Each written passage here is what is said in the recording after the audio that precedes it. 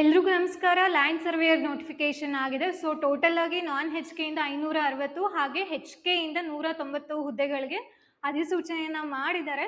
And moreover ಏನಂತ ಅಂದ್ರೆ ನಮ್ಮ NCG ಸಂಸ್ಥೆ ವತಿಯಿಂದ ಲ್ಯಾಂಡ್ ಸರ್ವೇಯರ್ ಹುದ್ದೆಗಳಿಗೆ ಪೇಪರ್ 1 ಹಾಗೆ ಪೇಪರ್ 2 ಎರಡಕ್ಕೂ ಕೂಡ ಬ್ಯಾಚಸ್ಗಳು ಶುರು ಆಗ್ತಿದೆ. ಮೊದಲನೇ ಬ್ಯಾಚ್ 1 ನಿಮಗೆ 12th ಜುಲೈಯಿಂದ ಶುರು ಆಗ್ತಿದ್ರೆ, ಬ್ಯಾಚ್ 2 ನಿಮಗೆ 17th ಜುಲೈಯಿಂದ ನಿಮಗೆ ಶುರು ಆಗ್ತಿದೆ. ಅಂಡ್ ಕ್ಲಾಸಸ್ಗಳು ನಿಮಗೆ ಆಫ್ಲೈನ್, ಆನ್ಲೈನ್, ರೆಕಾರ್ಡೆಡ್ 3 ಫಾರ್ಮ್ಯಾಟ್ ಅಲ್ಲೂ ಇರುತ್ತೆ.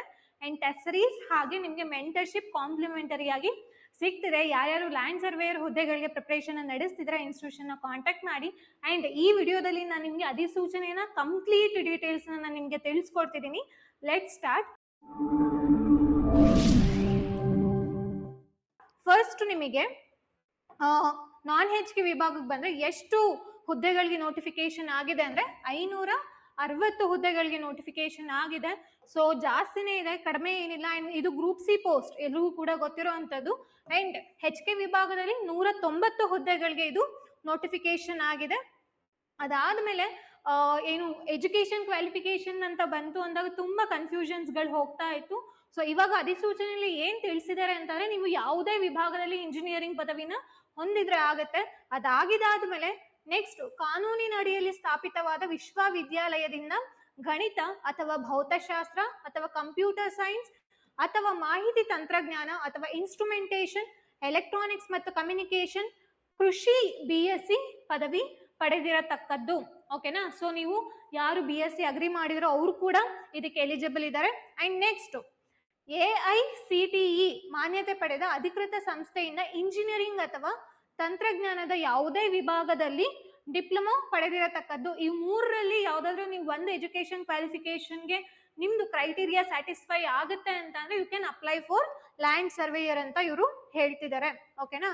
ಸೊ ಇದಾದ್ಮೇಲೆ ಏಜ್ ಲಿಮಿಟ್ ಬಂತು ಅಂತ ಅಂದ್ರೆ ಜನರಲ್ ಮೆರಿಟ್ ಅವ್ರಿಗೆ 40 years. ಅಂಡ್ OBC ಕ್ಯಾಂಡಿಡೇಟ್ಸ್ ಯಾರ್ಯಾರು 2A 2B ಮತ್ತೆ 3A 3B ಅಭ್ಯರ್ಥಿಗಳಿಗೆ 43 years. ನೆಕ್ಸ್ಟ್ SC ST ಮತ್ತೆ ಕ್ಯಾಟಗರಿ 1 ಅಭ್ಯರ್ಥಿಗಳಿಗೆ 45 years ಮ್ಯಾಕ್ಸಿಮಮ್ ಏಜ್ ಲಿಮಿಟ್ ನ ಇವರು ಕೊಟ್ಟಿದ್ದಾರೆ. ನೆಕ್ಸ್ಟ್ ನೋಡಿ, ಆನ್ಲೈನ್ ಅಪ್ಲಿಕೇಶನ್ ಯಾವಾಗ ಶುರು ಆಗ್ತಿದೆ? ಇವತ್ತಿಂದ ಶುರು ಆಗ್ತಿದೆ, 11th ಜುಲೈಯಿಂದ. ನೆಕ್ಸ್ಟ್ ಕ್ಲೋಸ್ ಆಗ್ತಿರೋದು ಯಾವಾಗ? 7th ಆಗಸ್ಟ್ಗೆ. ಅಂಡ್ ಪೇಮೆಂಟ್ ಲಾಸ್ಟ್ ಡೇಟ್ ಯಾವುದು? 10th ಆಗಸ್ಟ್ ಇರುತ್ತೆ. ಸೊ ಯೂಶಲಿ ನಿಮಗೆ 1 or 2 days ಬಫರ್ ಡೇಸ್ ಇರುತ್ತೆ ನೀವು ಪೇಮೆಂಟ್ ಮಾಡ್ಲಿಕ್ಕೆ.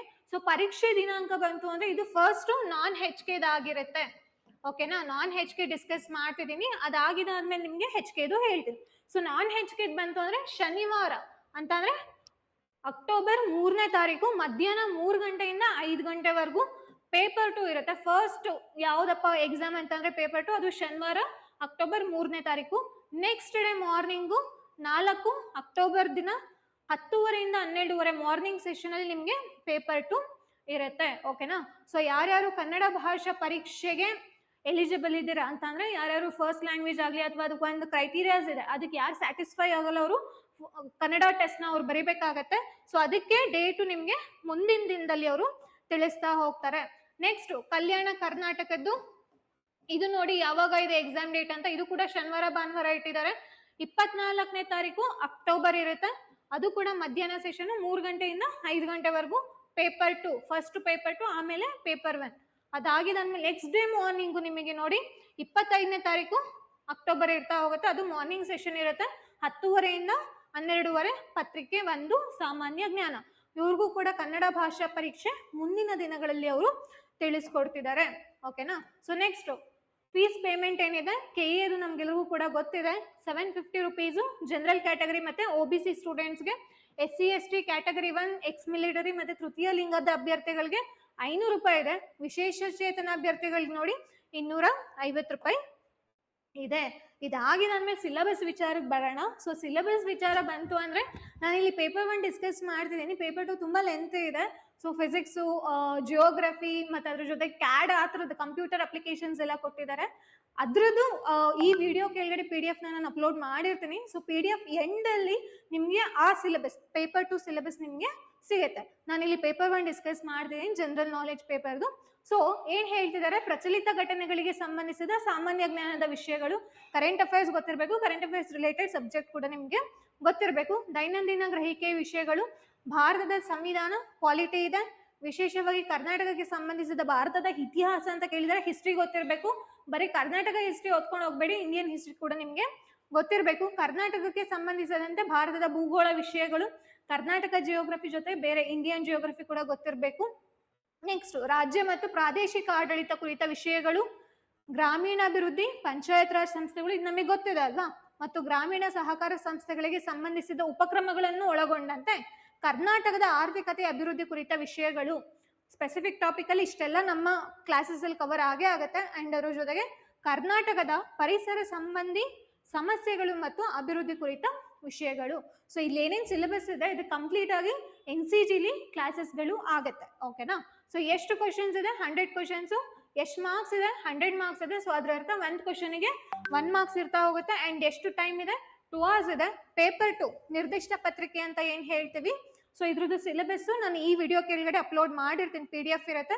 ಸೊ ಅದನ್ನ ನೀವು ನೋಡ್ಕೊಳ್ಬಹುದು. ಇದಕ್ಕೂ ಕೂಡ ನೋಡಿ 100 ಕ್ವಶನ್ಸ್ 100 ಮಾರ್ಕ್ಸ್ 2 hours ಇರ್ತಾ ಹೋಗುತ್ತೆ. ಸೊ ಟೋಟಲ್ ಆಗಿ ಎಷ್ಟು ಮಾರ್ಕ್ಸಿಗೆ ನಡೀತದೆ? 200 ಮಾರ್ಕ್ಸ್ಗೆ ಲ್ಯಾಂಡ್ ಸರ್ವೇಯರ್ ಪೇಪರ್ ನಡೀತದೆ. ಅಂಡ್ ಋಣಾತ್ಮಕ ಮೌಲ್ಯಮಾಪನ ಇದೆಯಾ? ಹೌದು, ಋಣಾತ್ಮಕ ಮೌಲ್ಯಮಾಪನ ಇದೆ. 0.25 ಇದೆ. ಸೊ 100 ಮಾರ್ಕ್ಸ್ ಅಂದ್ರೆ 0.25 ಇದ್ದೇ ಇರುತ್ತೆ. ಅಂಡ್ ಅದ್ರ ಜೊತೆಗೆ 5th ಆಪ್ಷನ್ ಕೂಡ ಕೊಟ್ಟಿರ್ತಾರೆ.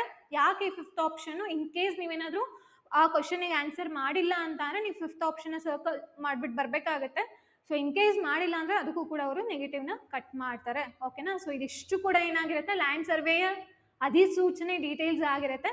ಇದಕ್ಕೆ ಬಿಟ್ಟು ನಿಮ್ಗೆ ಏನಾದ್ರು ಡೌಟ್ಸ್ಗಳಿತ್ತು ಅಂದ್ರೆ ದಯವಿಟ್ಟು ಕಮೆಂಟ್ ಸೆಕ್ಷನಲ್ಲಿ ತಿಳಿಸಿ, ಅಥವಾ ಇನ್ಸ್ಟಿಟ್ಯೂಷನ್ ನಂಬರ್ಗೆ ನೀವು ಕಾಂಟ್ಯಾಕ್ಟ್ ಮಾಡ್ಬೋದು. So let's see in the next video. Thank you.